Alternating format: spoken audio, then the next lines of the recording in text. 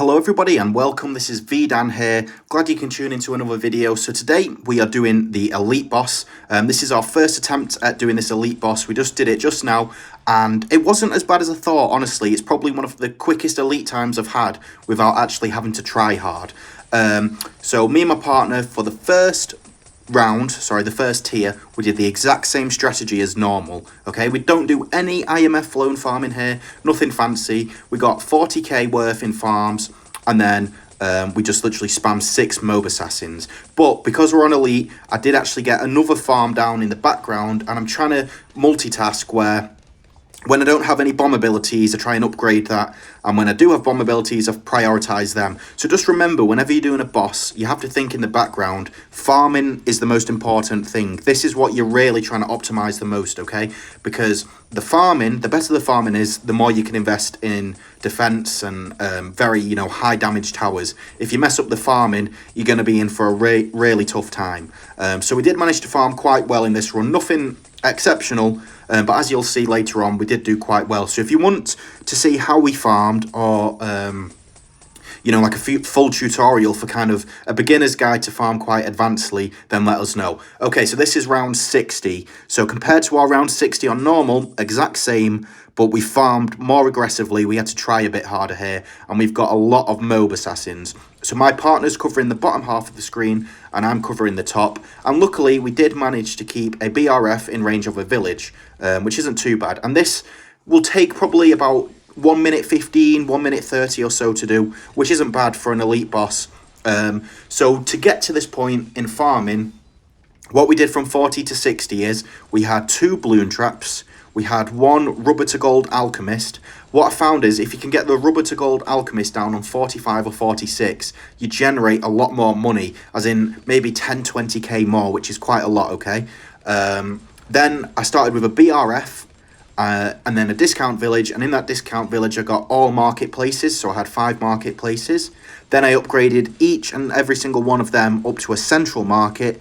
Then I got an overclock, and I upgraded the discount village to a monkey city village, and this left us in a really good position, probably about 150,000 or so of money to be with, which is no way near, amazing. Obviously, if you IMF loan farm, you can get a lot more. We could have gone even more aggressive by microing the balloon traps, but if you don't want to do too much microing, go for this. And in terms of defense as well, in conjunction with the balloon traps, we just kept one of the Moab assassins down from our round 40. We didn't sell it, and if we ever got any nasty Moabs, we used the ability on it, okay? Because like I said, the custom rounds on this boss are quite awkward.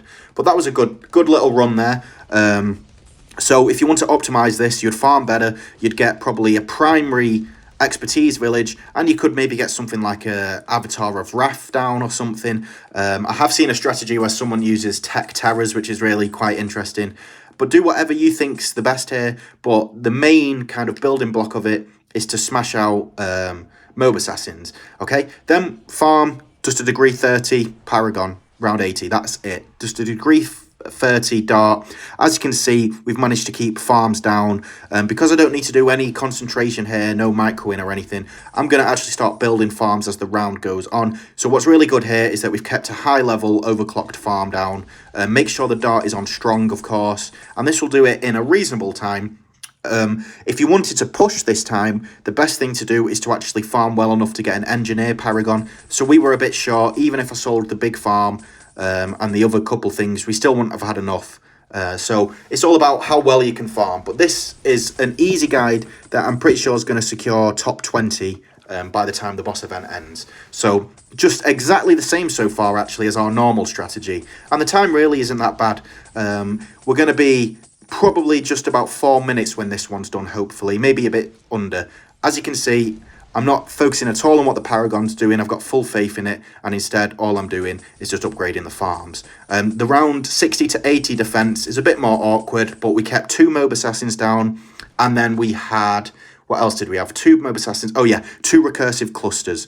Okay, so now we get on to round 100. This is where our farming really kicked up. We had 1 Banana Central each, 1 Monkey Wall Street each with good Monkeyopolises and loads of boosting villages, loads of overclocks.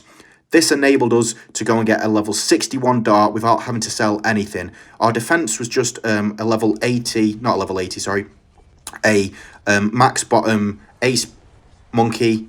Sorry, I was going to say ace paragon then. And yeah, we could keep loads down. My girlfriend loves druids and snipers, so they were down. I sold mine just to make a bit more money so we could sacrifice to them. But as you can see, we're not struggling at all here, right? We've just got one high level paragon. That's it. Nothing fancy here. And it's still shredding it quite quickly. I mean, it's not the most optimal strategy. You could definitely afford 2, maybe even 3 paragons at this point if you really wanted to. But we're going for more of a casual approach to it. We just want to get the top 50 without having to stress so much, because getting the top 3 places, you've got to be really, really on it. So we're happy for top 50 for now. So like I said, this is more suited for the casual players. And the degree 61 paragon, we will keep that down from round 102 to 120. We'll just keep this down. As long as you've got a paragon over degree 60, you're in it for a good run. Okay, now I just wanted to quickly show how round 118 looks for us. So as you can see, I've got 800,000. My girlfriend's got nearly 1 million. We have all druids down. We've got every single overclock down. I've got all the helicopters down. I have a max perma boost down. So my Banana Central is level 10, and I get the Wall Street to level 10 as well. So this is a really nice position to be in, because we've got probably around 3 million or so to play around with. And that is more than enough to do something pretty good for the final boss. Like I said, a good channel to watch for stuff like this will probably be Punji, Black Eye Fly. If you want to be, you know, discouraged and demoralised, you can watch Mass Maves to see how to IMF Lone Farm. I don't even know what strategy he's going to do if he attempts it. Okay, this was our round 120. We didn't really know what to do. We were pretty happy, and we're a bit, you know, kind of fed up at this point. So we've got a Vengeful True Sun God. We've got Super Brittles down. We've got Avatar of Wraths down. We managed to get a level 61 ace. So the main thing that I'm going to be doing here is just microing the ace. Now, what would have been better, instead of messing around investing in all the other stuff, like the druids and stuff, we should have really got some support temples and got loads of sun avatars. That would have done a lot more damage. Okay, so what my goal was for this part was to try and line up the Ace's bomb ability with when Leech is in its vulnerable state. What you'll see is I mess it up at first, and then I finally get into the rhythm of it. So if you can get into the rhythm of it straight away, then you'll get a much quicker time than this. So as you can see, I'm just trying to micro the Ace as best as possible. I end up, you know, missing the ball at the start, and then as you'll see, I'll get it. The screen is pretty hectic. It's quite hard on phone. Okay, so I believe this is where I get the rhythm now. So the ace is going to go down, the bomb's going down, okay? And then luckily, because the regen is so small, by the time Leech is back to its vulnerable state, we'll have the ability again. So that's what you want to do. You want to get a high-level ace, and you want, whenever Leech is vulnerable, bomb him. And then we've obviously got all the other towers pinning him down. There's going to be, not really much that he can do here. So it's not a flawless strategy. But for those who don't really want to kill themselves to get a good time, this is really nice. So like I said, the main important thing was to smash the farming. I always recommend, once you have a high level farm, make sure that's boosted before getting BRFs. That's always my goal. And what I mean by boosted is, once you've got the Banana Central, get a village to Monkey City, get an overclock, then start building the BRFs, okay? Because the Banana Central will just generate an incredible amount of money for you. That's kind of the key focus that you need on round 60 at least. At the very latest, after the boss on round 60, you need to be able to afford a Banana Central. Once you've got to that point, all the rest is easy. So as you can see, we're just at a time a little over 7 minutes. I really wanted a sub 7 minutes time, but I believe we're going to be around 7 minutes 5, oh, maybe 7 minutes 10 actually. I think it takes a while to die. But, that was a really kind of basic strategy. And then I just want to see where we placed on the leaderboard. I believe it was 12th, if I'm not mistaken. So 7 minutes 11, and we are 12th. That'll easily be a top 50. It's 4 minutes quicker than the 50th place position.